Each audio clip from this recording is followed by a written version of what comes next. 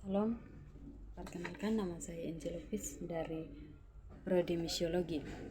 Di kesempatan ini saya akan menjelaskan sedikit tentang periodisasi sejarah gereja Indonesia, khususnya menurut tokoh Van den Ende.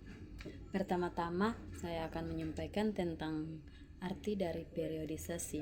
Secara umum, periodisasi atau pembabakan waktu adalah salah satu proses strukturisasi waktu dalam sejarah gereja dengan pembagian atas beberapa babak, zaman atau periode.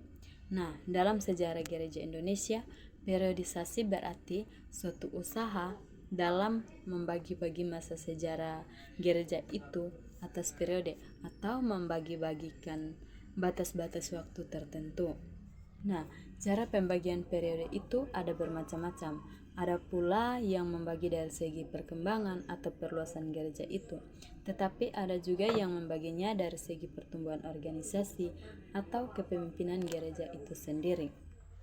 Di sini tokoh Van den Ende dalam bukunya Cerita Ragi 1, dia menggunakan periodisasi yang berdasarkan pada segi sejarah gereja yang digabung, sehingga dengan demikian dia membagi sejarah gereja di Indonesia dalam dua zaman besar.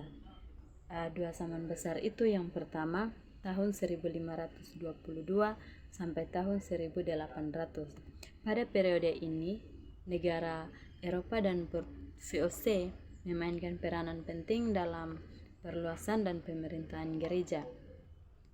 Di pihak lain, pekabaran Injil diselenggarakan oleh suatu lembaga gereja dan membawa serta bentuk ibadah dan ajaran yang berlaku di dalam gereja itu. Pendekatan terhadap agama dan kebudayaan yang mereka temukan di Indonesia bersifat negatif semata-mata, dan orang Indonesia tidak ikut serta dalam kepemimpinan gereja. Organisasi gereja bersifat hierarkis dan dipimpin oleh orang-orang barat. Pada yang kedua, tahun 1800 sampai tahun 1940-an. Di periode ini kemudian tokoh Van den Ende membagi atas dua subperiode, yakni yang pertama tahun 1800-an sampai 1860. Yang kedua tahun 1860 sampai tahun 1920-an.